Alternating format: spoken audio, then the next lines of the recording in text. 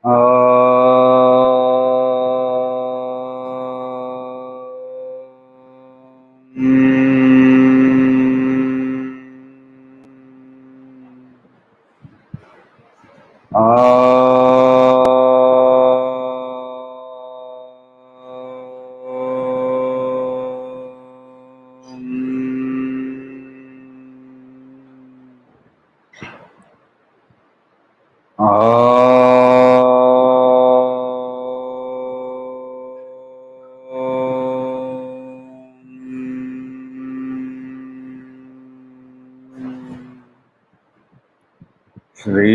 गुरु गणेशाभ्यां नमः।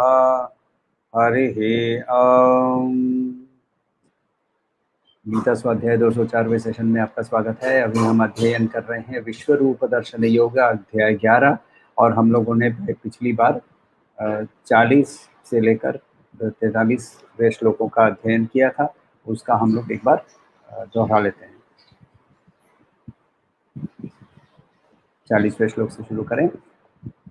नमः पुरस्तादथ पृष्ठतस्ते नमोऽस्तु ते सर्वत एव सर्वा अनन्तवीर्यामितविक्रमस्त्वं सर्वं समाप्नोषि ततोऽसि सर्वा।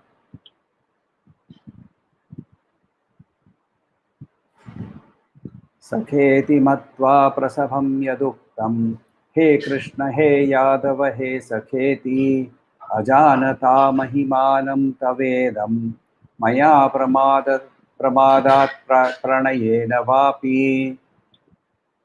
यच्छावहासार्थमत्स असत्कृतोऽसि विहारशय्यासनभोजनेषु एकोऽथवाप्यच्युत तत्समक्षं तत्क्षामये त्वामहं प्रमेयम्।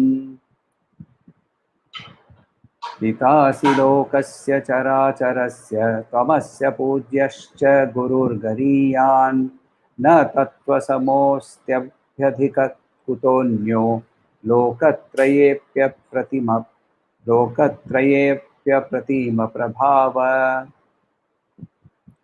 तो जब तुम ही प्रज्ञा हो और उस प्रज्ञा के माध्यम से तुम ही सर्वत्र व्यापी हो और तुम ही सब कुछ को मोटिवेट करते हो, सब कुछ के माध्यम से काम करते हो, ये अवेयरनेस जब होती है, ये जागरूकता जब हमारे अंदर में होती है, तब हमें ये भी समझ में आता है कि हमें उनके पास से कितना कुछ मिला है।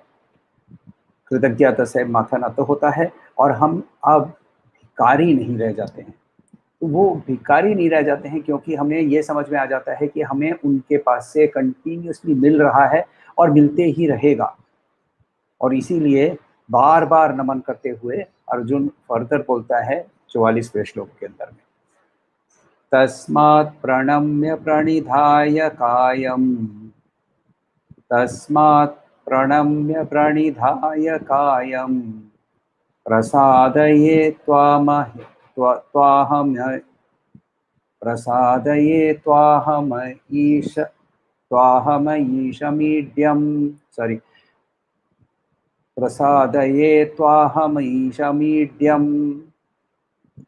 पितेव पुत्रस्य सखेव सख्युः पितेव पुत्रस्य पुसखेव सख्युः प्रियप्रिया ह्यार्हसि देव सोढुम् प्रिया प्रियायार्हसि देव सोढुम् तस्मात् प्रणम्य प्रणिधाय कायं प्रसादये त्वामहमीशमीड्यम् पितेव पुत्रस्य सखेव सख्युः प्रियाः प्रियायार्हसि देव सोढुम्। तस्मात् therefore प्रणम्य नमन करते हुए, प्रणिधाय लंबा होकर साष्टांग नमस्कार करते हो, कायम शरीर, प्रसादये प्रसाद आपसे मैं प्रसाद मांगता हूँ, आपसे मैं आपकी कृपा मांगता हूँ। त्वाम तुम्हारी, अहम मैं, ईशम हे सुप्रीम लॉर्ड, हे सर्वेश्वर, ईड्यम जिसकी पूजा पूजनीय जो है, ईड्यम पिता, फादर पिता, इव जैसे, पुत्रस्य, पुत्र के साथ, सखा यानी मित्र, इव जैसे, सख्युः मित्र के साथ, प्रियः जैसे प्रेमी, प्रियायाः यानी दूसरे प्रेमी, अपने प्रेमी के साथ, अपने जो प्रेमिका के साथ, अर्हसि तुमको करना चाहिए, देव ईश्वर को बोलते हुए, सोढ़ुम, सोढ़ुम का मतलब होता है माफ करना, क्षमा करना। तो यहाँ वो कह रहा है कि हे प्रिय ईश्वर, मैं बार बार तुमको नमन करता हूँ और मैं तुम्हारे सामने साष्टांग नमस्कार करता हूँ। मैं तुम्हारी कृपा की प्रार्थना करता हूँ। जैसे एक पुत्र अपने पिता, जैसे एक पुत्र को, एक बंधु दूसरे अपने बंधु को, और एक प्रिय जैसे अपने प्रिया को जैसे माफ कर देता है, वैसे मुझे मैंने जो गलतियाँ की है मुझे माफ कर दो। प्रणिधान, यहाँ बोल रहे हैं प्रणिधान। प्रणिधान का मतलब होता है, लिटरल मीनिंग ऑब्वियसली है कि साष्टांग नमस्कार करना, मगर यहाँ हम लोगों को समझना चाहिए कि एक्चुअली क्या कर रहा है वो। प्रणिधान का मतलब यहाँ होता है कि वो उसकी जो एक चीज, उसकी जो प्रॉपर्टी है वो ईश्वर को दे रहा है। उसकी क्या प्रॉपर्टी है? ये जो शरीर है, बॉडी माइंड इंटेलेक्ट का जो शरीर है, ये शरीर जो है ये हम लोगों ने पृथ्वी से उधार पे लिया हुआ है। 2, सवा 2, 3 किलो का वजन से लेकर जन्मे थे और फिर जाते समय 70-80 किलो का वजन हो जाता है। ये कहाँ से आया? ये पृथ्वी से उधार ही लेके जाते हैं। चला देने के बाद जितना लेकर आए थे वो 3 किलो, वही 3 किलो शायद वो भी नहीं, 1 किलो जो लेके आए थे वो लेके वो रह जाता है। तो हमारा है क्या? हमारा है वो जिसको हम बोलते हैं अहंकार। तो यहाँ वो प्रणिधान करके वो सरेंडर कर रहा है अपने ईगो को। तो अपने ईगो को, हमारी आइडेंटिफिकेशन जो है ना वो ईश्वर के साथ ही है, मगर उसकी जो लोअर लेवल की जो एनर्जी है, जिसके बारे में कृष्ण ने पहले हम लोगों को 7वें चैप्टर में बताया था कि मेरी 2 लेवल की एनर्जीज है। एक जो मेरी लोअर लेवल की एनर्जी है, अष्टधा प्रकृति, पंचतत्व जो कि शरीर के अंदर में है, मनस, बुद्धि और अहंकार, ये 8 मिलकर हम प्रकृति होती है और ये मेरी ही शक्ति है। मगर मेरी इसके ऊपर और एक पराशक्ति है जिसका नाम प्रज्ञा है, जीवन शक्ति है। हम नीचे वाली जो शक्ति है, प्रकृति के जो 8 रूप हैं जिसके अंदर में जो तरह तरह के विकार आते रहते हैं, तरह तरह के बदलाव आते हैं, उसके साथ हम आइडेंटिफाई हो जाते हैं और उस आइडेंटिफिकेशन के माध्यम से हम ईश्वर को परसीव नहीं कर पाते हैं, ईश्वर की अनुभूति नहीं कर पाते हैं। तो इसीलिए जब हम ईश्वर की अनुभूति नहीं कर पाते हैं, ईश्वर जिसके अंदर में सारा संसार, जिसके ऊपर निधान, जिसके ऊपर जिसका निधान ईश्वर है, संसार जिसके ऊपर विश्राम करता है, उसको हम ना तो उसको पहचान पाते हैं और ना ही हम हमारा एक्चुअल नेचर जो है, अहम ब्रह्मास्मि, अयमात्मा ब्रह्मा, मैं आत्मन हूँ और वो आत्मन ब्रह्मन है, ये जो वेद के वाक्य हैं ये हमारे लिए इंटेलेक्चुअल अंडरस्टैंडिंग तक ही रह जाते हैं, रियलाइजेशन नहीं होती है, क्योंकि रियलाइजेशन करने के लिए हमें अपनी बॉडी माइंड इंटेलेक्ट की आइडेंटिफिकेशन छोड़नी पड़ती है। वो बॉडी माइंड इंटेलेक्ट की आइडेंटिफिकेशन छोड़ते हुए अर्जुन बोल रहा है, प्रणिधान करते हुए, कि मेरा ईगो, मैं तुम्हारे पास सरेंडर करने को तैयार हूँ। हम जब ईगो सेंस से इस दुनिया के साथ इंटरैक्ट करते हैं, परस्पर प्रभाव करते हैं, तब काम, क्रोध, मोह, लोभ, मद, मात्सर्य, ईर्ष्या इत्यादि इत्यादि ये सब बीच में आ जाता है, क्योंकि हम वहाँ ईगो सेंस से इंटरैक्ट कर रहे हैं।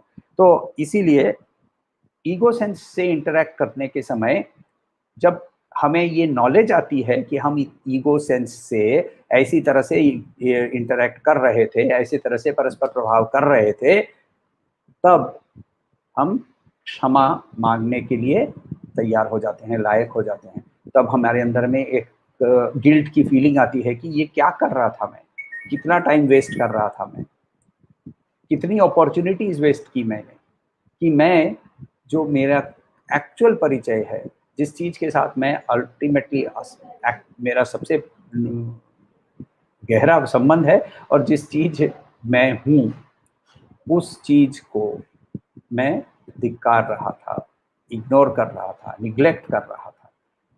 तो इसीलिए क्षमा मांग रहे हैं।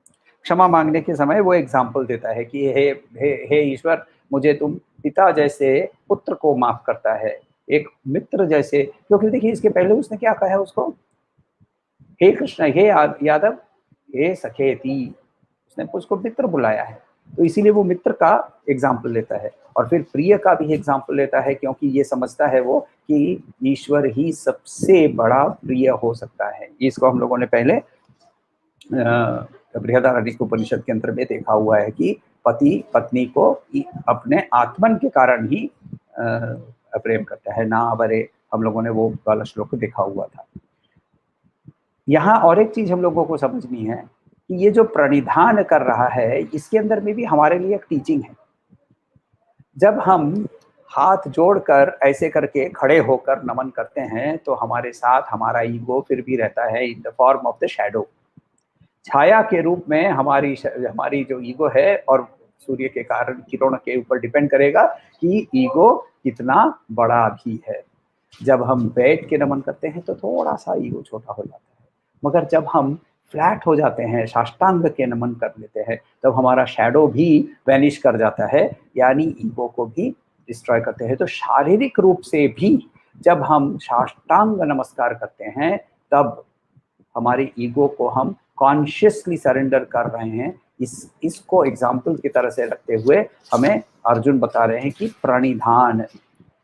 अच्छा, प्रणिधान करते हुए उसने मांगा क्या? उसने मांगा कि मुझे प्रसाद चाहिए। प्रसाद का हम लोग को नॉर्मल डेफिनेशन हमारा प्रसाद का क्या है? लड्डू, हलवा, शीरा, ये है हमारा नॉर्मल डेफिनेशन। तो अब युद्ध क्षेत्र के अंदर में खड़े खड़े विश्व रूप के सामने वो वहाँ महान रूप से ईश्वर खड़े हैं, जिसके अंदर में सारे लड्डू भी हैं, सारे रसगुल्ला भी हैं। वो क्या ये मांग रहा है क्या कि उसमें से मुझे 2-3 लड्डू दे दो, 2-3 रसगुल्ले दे दो?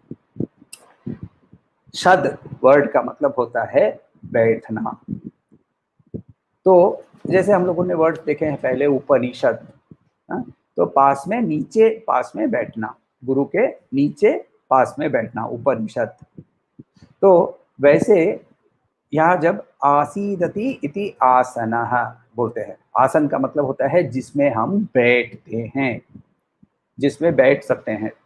और वो बैठना स्टिलनेस के साथ बैठना है। सुखम स्थिरम आसना है, पतंजलि बोलते हैं कि जिसमें हम सुख से स्थिर रूप से बैठ सकते हैं, यानी जहां हम हिलते डुलते नहीं हैं।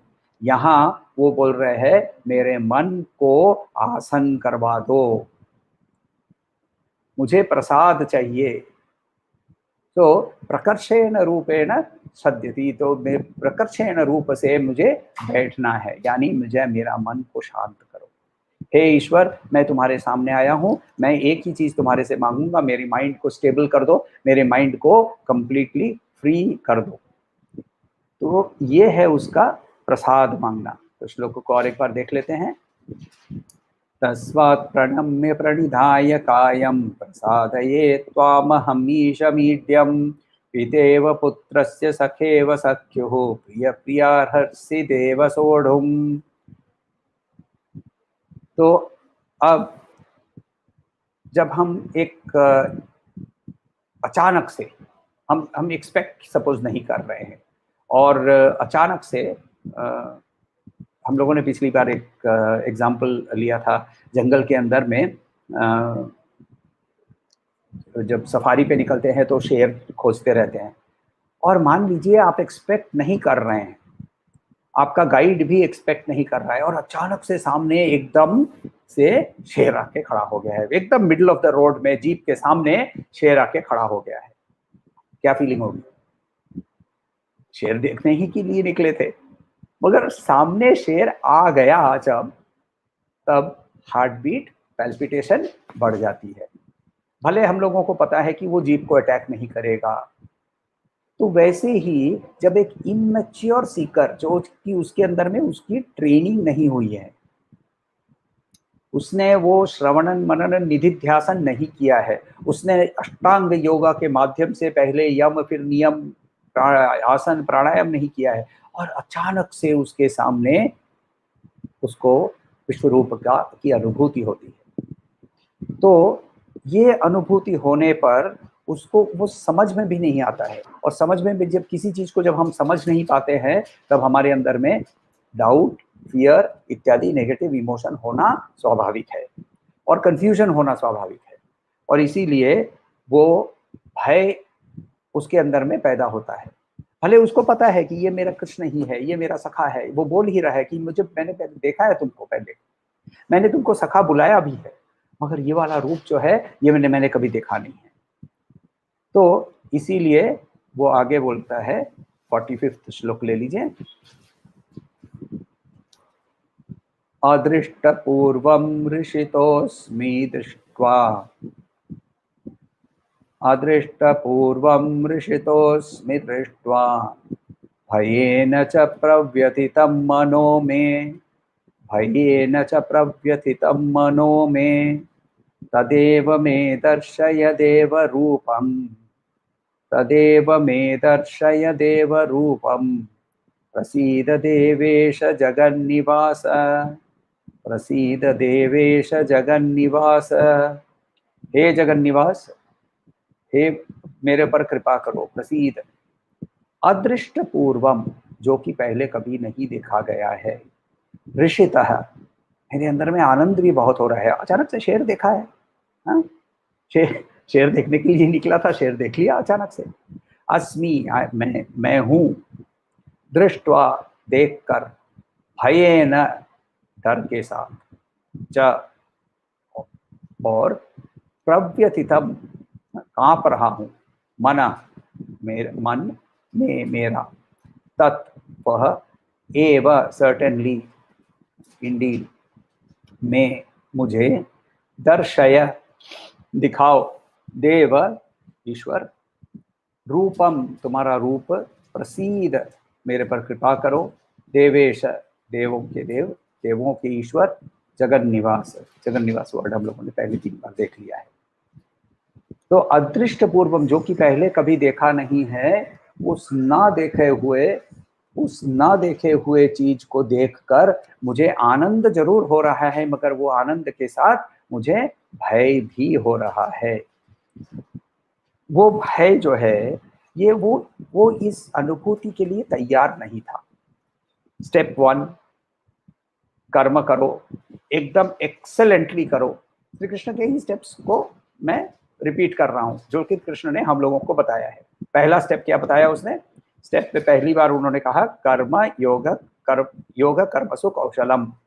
तो पहले तुम अपना कर्म एकदम मन लगा के संपूर्ण रूप से अच्छी तरह से करो।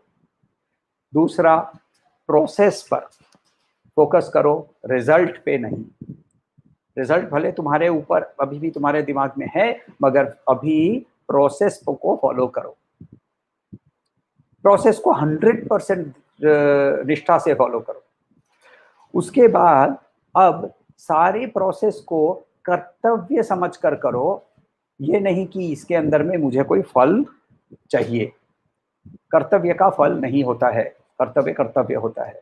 तो कर्तव्य सोचकर इसका काम करना चालू करो। कर्तव्य करते करते जब ये फल के प्रति तुम्हारे से जब कर्म संन्यास होने लगता है, तब ध्यान में बैठो। ध्यान में बैठने के लिए मैंने तुमको बताया है, ऊपर नहीं, नीचे नहीं, ऐसा ऐसे आसन पे बैठो, इस ऐसी जगह पे बैठो, और बैठकर कॉन्टेम्पलेशन, ध्यान करो। तो वो ध्यान के लिए भी स्टेप्स के अंदर में अपने ब्रेथ को वॉच करो, इत्यादि इत्यादि, ये सब कुछ हो गया। अब ये करते करते तुम ध्यान अवस्था में प्रवेश करके अपने आत्मन को पहचानो। आत्मन को पहचानने के बाद अब तुम बाहरी जगत को एग्जामिन करो, और उसके अंदर में भी वही तत्व खोजो जो कि वो तत्व तुमको तुम्हारे अंदर में मिला था। तो ये सारे स्टेप्स करके हर एक स्टेप में सफलता प्राप्त करने के बाद जब और ये कर सकता यदि, तब फिर ये जो दर्शन है वो ऋषियों को मिलता है, और वो ऋषियों को सामने ऐसा दर्शन मिलते हुए उनको डर नहीं लगता है। हम लोगों ने पहले भी देखा ना कि अर्जुन बोलता है कि ऋषि लोग तुम्हारी गुणगान कर रहे हैं, राक्षस लोग इधर उधर भाग रहे हैं। सिद्ध संग क्या कर रहे हैं? बोलते हैं आपकी प्रशंसा कर रहे हैं, तो स्तोत्र सुना रहे हैं।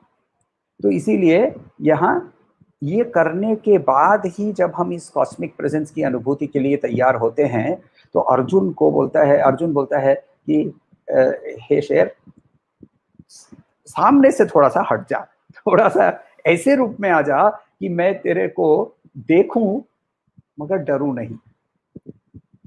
नेचुरल रिएक्शन है।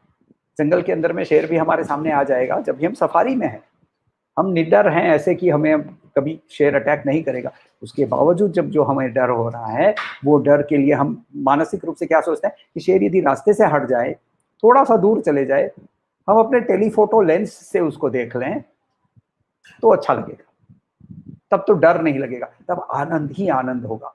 तो वही रूप से वो कृष्ण को बोल रहा है, उस विश्व रूप को बोल रहा है अर्जुन कि थोड़ा सा हट जाइए, थोड़ा सा दूर हो जाइए, थोड़ा सा रूप बदल लीजिए, थोड़ा सा सौम्य हो जाइए।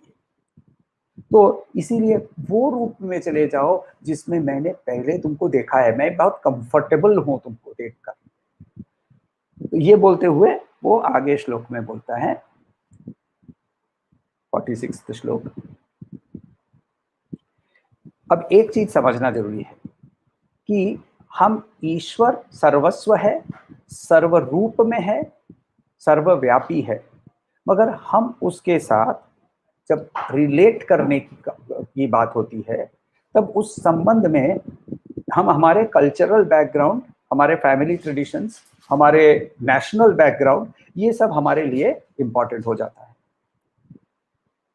ऑरेंज कलर ऑरेंज है, व्हाइट कलर व्हाइट है, ग्रीन कलर ग्रीन है, तीनों को एक साथ जोड़ते ही हमारी कल्चरल आइडेंटिटी के कारण हम उसको तिरंगा कहने लगते हैं, हम उसको सैल्यूट करते हैं। हम जब उसको सैल्यूट करते हैं तब हम राष्ट्र को सैल्यूट कर रहे हैं, राष्ट्र एक कॉन्सेप्ट है, मगर हम सैल्यूट उस झंडे को करते हैं, प्रतीक को करते हैं।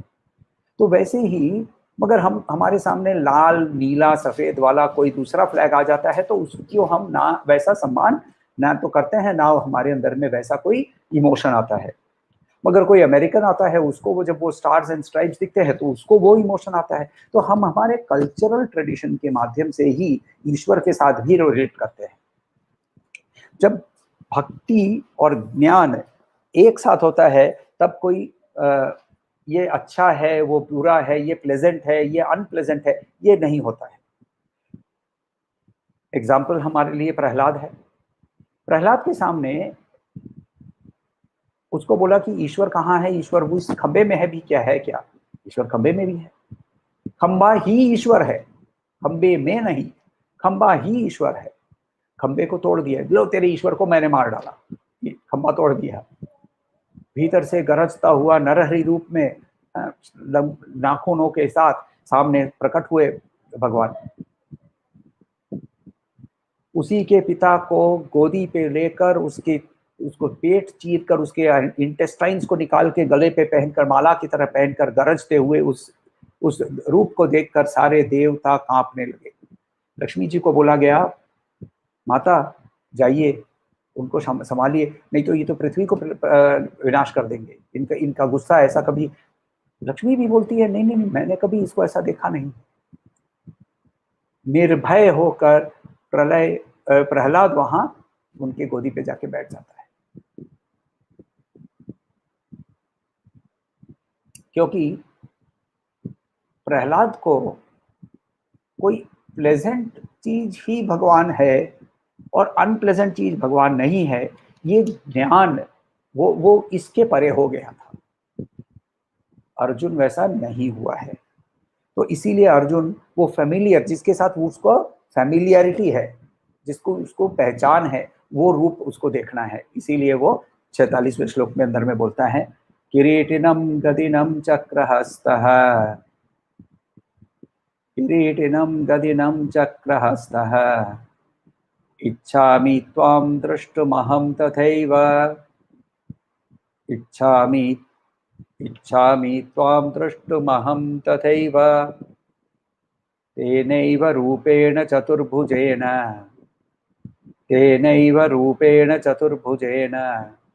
सहस्रबाहो भव विश्वमूर्ते सहस्रबाहो भव विश्वमूर्ते किरीटिनं गदिनं चक्रहस्तः इच्छामि त्वां द्रष्टुमहं तथैव तेनैव रूपेण चतुर्भुजेन सहस्रबाहो भव विश्वमूर्ते। किरीटिनम, किरीट यानी मुकुट पहना हुआ, गदिनम हाथ में गदाधारी, चक्रहस्तम हाथ में सुदर्शन चक्र लिए हुए, इच्छामि मुझे इच्छा है, त्वाम तुम्हें, द्रष्टुम देखना, अहम मैं, तथा एव ऐसे ही, तेन एव उस रूप में, उसमें, रूपेण उस रूप में, चतुर्भुजेन चार हाथ वाले, सहस्रबाहो हजार हाथ वाले, भव हो तुम, विश्वमूर्ते विश्वरूप।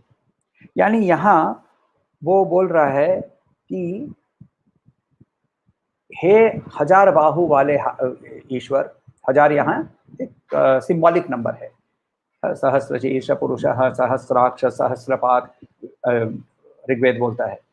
तो सहस्रशीर्ष पुरुष, हजार सर हैं, हजार हाथ है।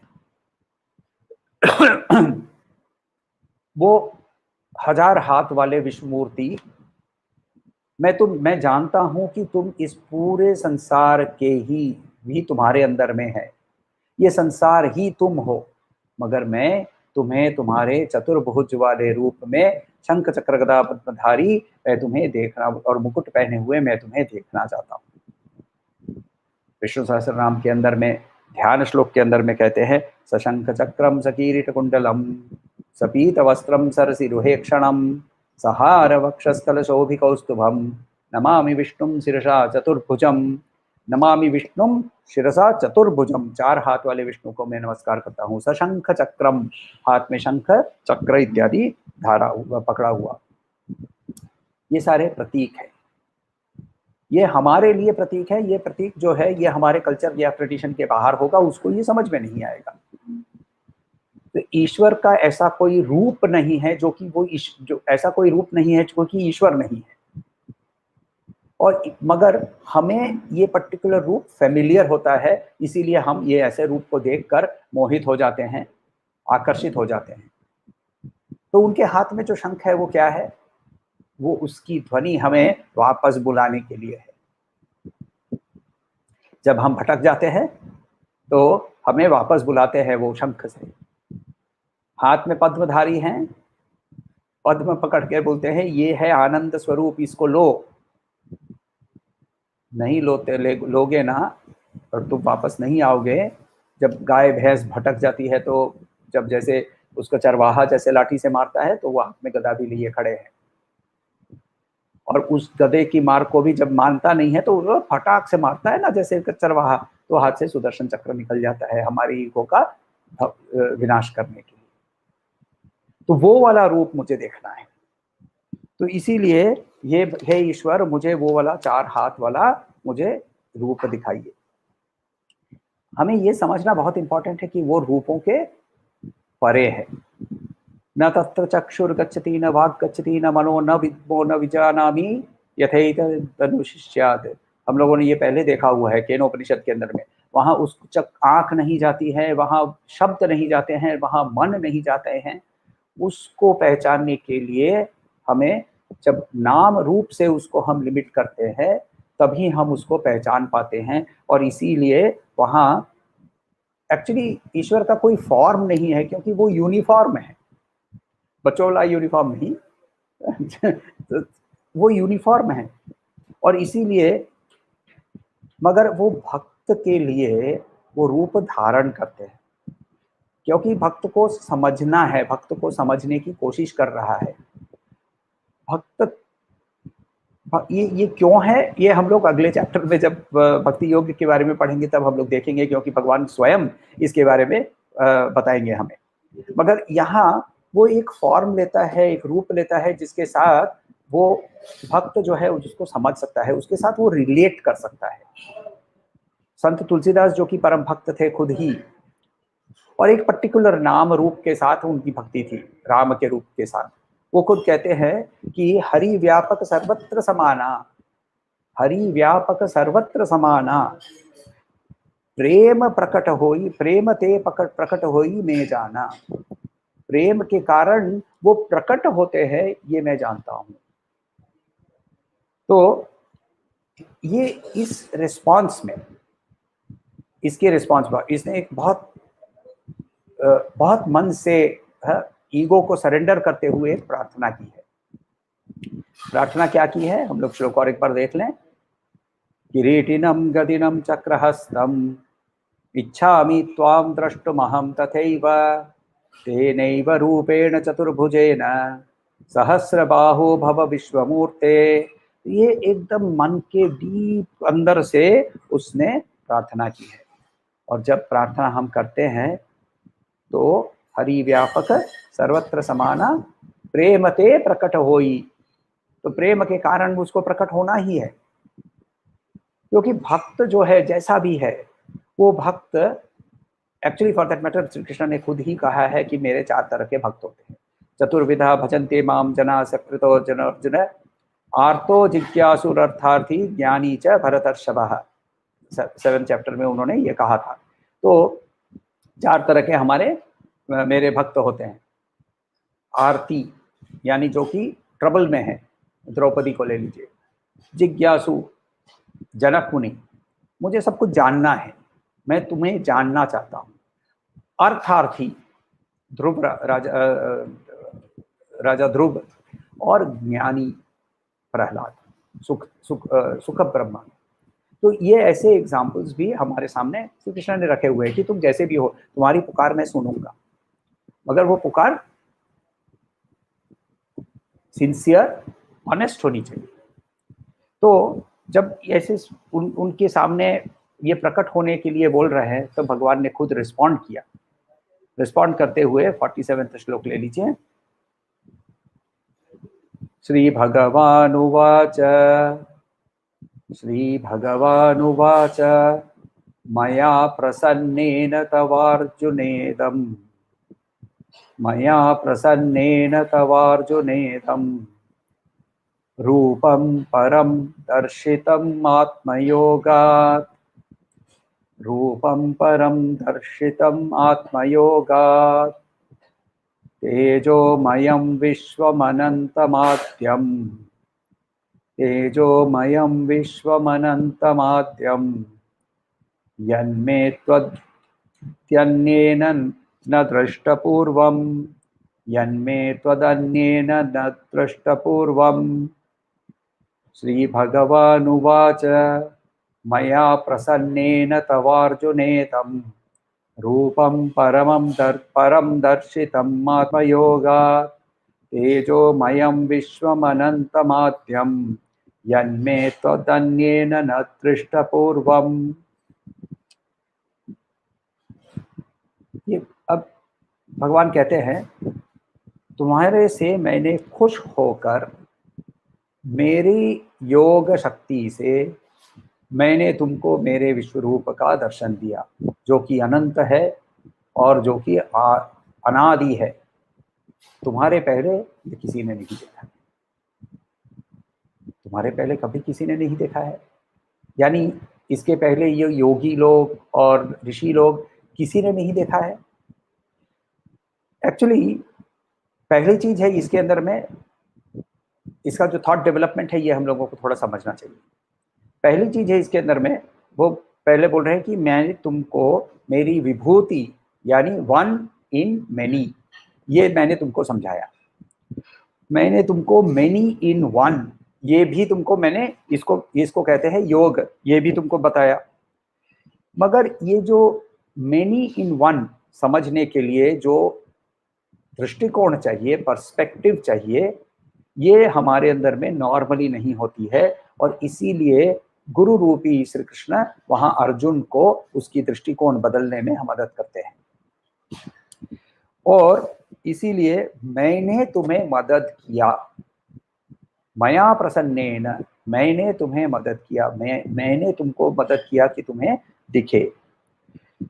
ये जो रूप तुम देख रहे हो, इसके अंदर में इसके आध्यात्मिक रूप के तेज है। ये इसकी तेज ऐसे नहीं कि सूरज के तेज है और वो अंधा हो रहा है, वैसा नहीं। इसके अंदर में वो आध्यात्मिक रूप की जो तेज है, यानी सर्वत्र व्यापी का जो व्यापक जो रूप है, जो कि अनंत है और जो कि अनादि है, ये तुमको दिख रहा है। और अर्जुन ही एकमात्र है जिसको ये दिखाया गया। इसका मतलब ये है कि इस संसार में बहुत लोग हैं जो कि अर्जुन के जैसे विषाद के कारण एकदम टूट चुके हैं। उनके अंदर में कंफ्यूजन, डिस्पॉन्डेंसी, ऐसी सारी इमोशंस के अंदर वो इमोशनली एकदम उसकी क्षय हो चुकी है। ऐसे लोगों के लिए वो ये स्पिरिचुअल रियलाइजेशन के लिए वो तैयार नहीं है। मगर ये तैयार ना होने पर भी अर्जुन, तुमको मैंने दिखाया, तुमको मैंने एक तुम्हारी परसेप्शन मैंने बदली। यहाँ हम लोगों को समझना चाहिए। तो फिर यदि कोई भी तैयारी किए बिना ये को ऐसा दर्शन उसको मिल सकता है, तो फिर हम क्या तैयारी करें? एक्चुअली उसको जो मिला उसके कारण उसका फीलिंग देखिए, उसके अंदर भय पैदा हुआ। मगर योगी जो उनको देख रहे हैं, उनके अंदर में आनंद पैदा होता है। पुरुषार्थ हमारे अंदर में वो है जिसमें हम उसकी तैयारी करें। एग्जाम्पल लेते हैं। यदि किसी को कहा जाए जाओ सो जाओ भाई, तो वो लेट कर बोलता है नींद आ जाओ। नींद आ जाओ बोलने से नींद नहीं आने वाली है। हमारा पुरुषार्थ सिर्फ उतना है कि हम नींद के लिए तैयारी करें। बेड के ऊपर अच्छा सा एक बेड कवर डालें, ओढ़ने का कपड़ा लगाएं, तकिया सॉफ्ट हो, पंखा आराम से चला दें, अंधेरा कर लें रूम में, सब तैयारी कर रहे हैं हम। नींद आएगी जब उसको आनी है, मगर हम बिना तैयारी नींद भी नहीं आएगी। तो हमारे हाथ में तैयारी, हमारे हाथ में है। ये हमारा पुरुषार्थ है। हमारी तैयारी की जितनी जितनी अटेंशन होगी, जितनी स्टेडफास्टनेस होगी, उस अटेंशन के कारण ही हमारे लिए अटेनमेंट भी उतना सहज होगा। इसीलिए वहां वो बोल रहे हैं कि ये हमें तैयारी करनी है। किस चीज के लिए? उनकी कृपा के लिए। उनकी कृपा कहाँ है? कंटिन्यूअसली फ्लो कर रही है। मया प्रसन्नेन, वो तो सब समय ही प्रसन्न है, सब समय ही उसकी कृपा फ्लो कर रही है। और इसीलिए श्री भगवान कहते हैं, और एक बार लास्ट बार हम श्लोकों को देख लें। श्री भगवानुवाच मया प्रसन्नेन तवार्जुनेदं रूपं परं दर्शितम् आत्मयोगात् तेजोमयं विश्वमनन्तमाद्यं यन्मे त्वदन्येन न दृष्ट्वा पूर्वम्। कोई सवाल हो तो बताइएगा।